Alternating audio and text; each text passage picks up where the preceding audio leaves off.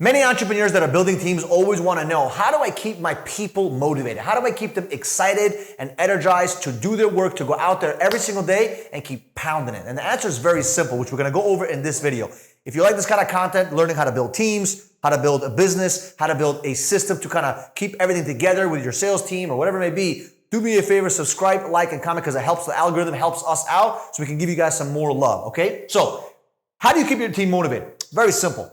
Number one, you have to understand that when you're building a team, okay, and you're organizing a team, you're hiring, you're recruiting, there's a lot of chaos that goes around, okay? And a lot of times, every person, let's say you have 5 people on your team, okay? I'm just gonna draw 5 circles. You have 5 people. One, this is Joey, this is Bobby, this is Rafi, this is Andy, and whatever, right? You got 5 people on your team.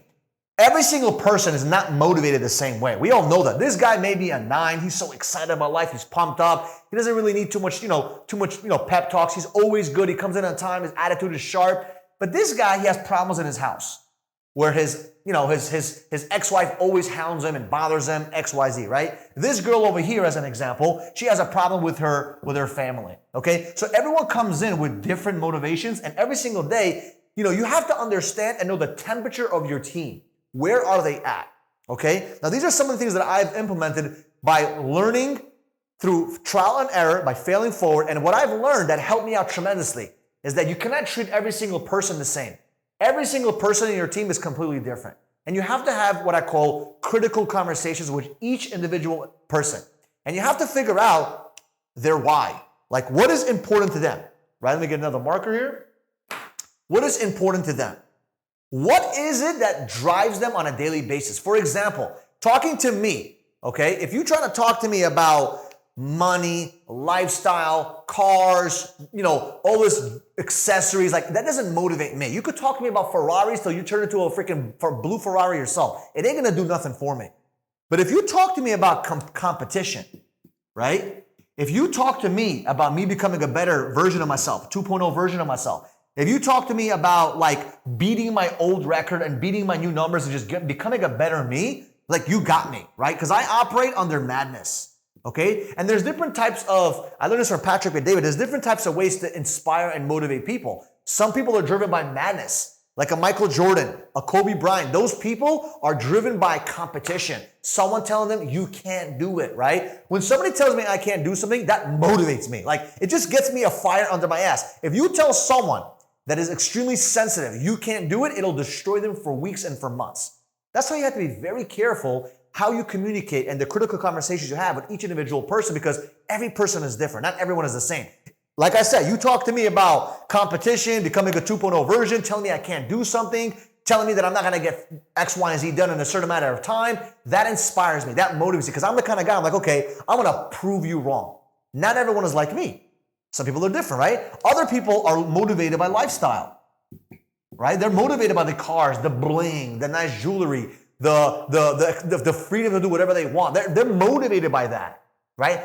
Going to 5-star restaurants, 5-star hotels, like they're excited about that kind of stuff. That doesn't motivate a guy like me. So you gotta be very careful and know what motivates someone by identifying what is their why. It's very important. And how do you find out their why? You ask them questions. You build a relationship. Oh, Michael, I have too many people on my team. You never have too many people to find out what's going on. And if you're not the one that's finding out with the why, maybe you can work through your leaders to figure out what is this person's reason? What is their why? What are they trying to accomplish? Okay? And I learned this, like I said, from Patrick and Dave. I learned madness is a very powerful one. You have lifestyle, you have advancement, right? Some people are just motivated by advancing, getting the next goal done, focusing on next, getting, a certain level of achievement or kind of checking off some tasks in their notebook. Like they're motivated by career growth or advancement in their life. They're very, very, very organized individuals that want things to be step by step. They don't like this chaos. They're not like these guys who love madness, they love the chaosness. They love structure. So if there's no structure for this person, there is no motivation. When they see a lot of sales guys or people running around and chaos everywhere, that bothers them. That scares them, okay? And there's a lot of different ways to figure out what motivates them. Like I told you before, critical conversations, having those, having the intention to really figure out what's in their life, what's going on in their life. Because when you have a lady that has a problem with her father at home, or you have a husband that has a problem with his wife or with his kids, and you don't figure that out, it's gonna be very difficult to motivate that individual. Okay? So remember, the why is very, very, very, very important. The why is very important. And by the way, there's another one over here, which we call the enlightened, right? They're inspired by helping other people. They're inspired by making a difference. They're inspired by this big world cause of impact and then helping the environment, helping the world out. They're like Mother Teresa's, okay? And that's what motivates them. When you talk about charities, oh my God, they light up in the room, okay? So you gotta figure out what motivates them. That's the first thing, the why. The next thing you need to have in your team is you need to have a culture. This is what worked for me. Like, I invested so much time into my culture. Like, that's the most important thing when it comes to building an office or building a company. Like, culture is everything. And I have different cultures, right? I have a sales culture, and then I have an operational team culture. Very different cultures, by the way. These people operate completely different. These people are on salaries. They have some bonuses, whatever. These people are straight commission. Like, they got to go hunt and kill. Like, it's a different type of culture. And you got to understand that these cultures, they're not going to mesh very well, but they have their own individual culture. So you need to think about, okay, how is my culture in my office? How is my culture in my group? Is it like, and the culture is not what you think it is. If you want to figure out what your culture is in your company, don't like ask your friends and family. Go ask the people in the company. Go ask the people that are working with you and say, what is our culture? And believe me, it'll surprise you. Because you're going to hear answers sometimes that are like, that's not what we're about. And that was your fault as a leader that you didn't explain and build out that culture. And that's how I figured out that my culture wasn't right back in the day. Because I was like, I speak about this amazing thing, about this amazing culture. But when you ask people behind closed doors, hey, what's our culture? They couldn't even say the same thing that I said. And that's how you know that your culture is off, right? If your team is speaking the same language as you, when you're not there, you have a very good culture, okay? And by the way, culture could be whatever you want it to be. It's how you want it to be. You build out the culture. You and your leadership team are the ones that build out the culture, okay? The other thing that helped me with motivating my team, right, was having that next thing. Most people love it when they have a specific target or a goal or a vision or something to shoot for. And if you don't have that next thing or that chase, you're not going to get your team to be excited. And I know that some of you guys have been in business for 5 years, 10 years, 15 years. It doesn't matter, right? You may have just started last week, but you have to have something that you and your team are shooting for. Because what happens is in the beginning, when you start a business, you're excited. You want to hit that $1 million revenue. Then you want to hit that $5 million revenue, maybe even 10 million. And once you hit those numbers, you kind of like start sticking a little bit of a pep in your step. You're like, okay, we're doing 5 million this year. We're doing 10 million. We're doing good. Your family's taken care of. You got income coming in. Your taxes are covered. Like, everything is good. Your guys are making a lot of money. Your team is very successful. Everyone's happy. But the problem is this: if there is nothing to chase, if there's nothing that's moving that they're chasing in front of them, quickly their motivation is going to fade away. So you have to have something. I don't care what it is. You have to figure out what is that next thing that we're chasing as a team. As a matter of fact, I'm notorious for this. Every time we have a goal in our company, like for example, let's say I remember this like it was yesterday, we had a goal where we were going to do 100 sales a week. And it's crazy because I remember like this was yesterday. The second we got close to almost 100, we got like 80 something or 90, I literally said to my team, we're changing that goal. We're changing it to 200. And they looked at me funny, like, wait a minute, Michael, why are we changing the goal? We haven't even hit it yet. And I said, guys, the purpose of a goal is not to hit the goal. The purpose of the goal is to give you a direction.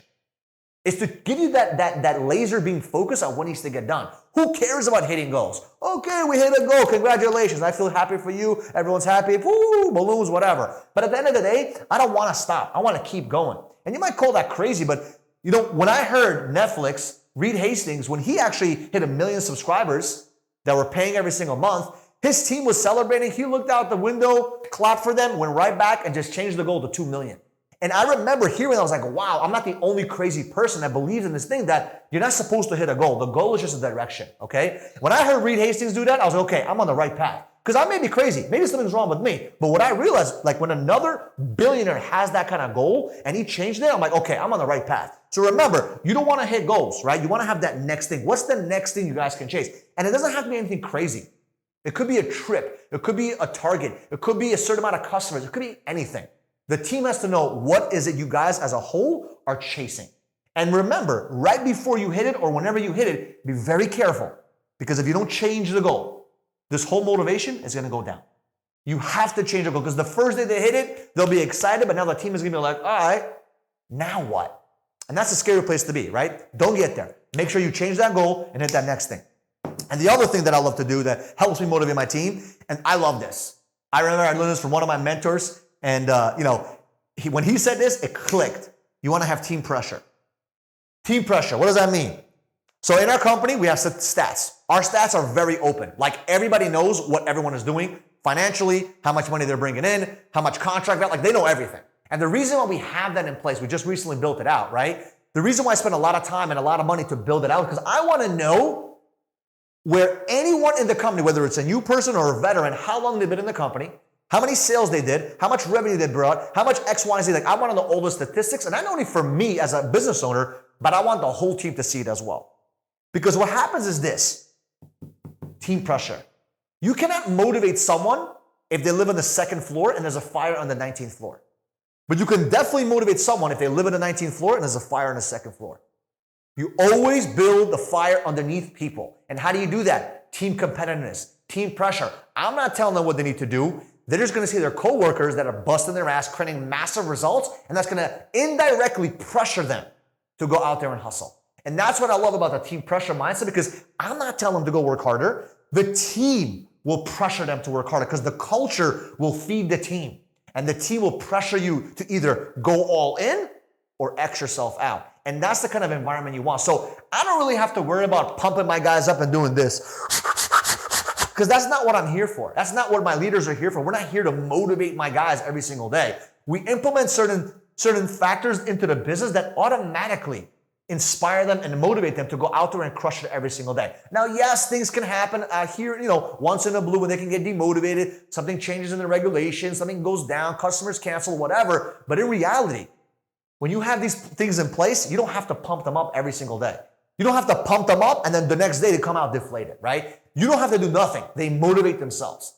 And that's really where you want to be. So you don't have to worry about motivating your team, because this is a very tiring job. Just think about just motivating somebody.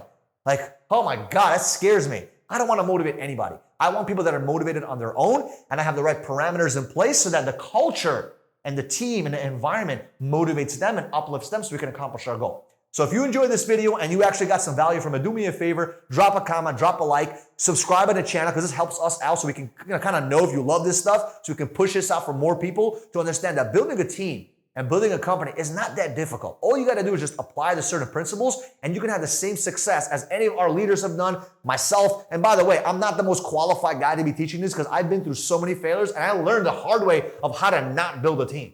So we appreciate you. I love you. Do me a favor, subscribe, like, and comment, and I'll see you guys in the next video.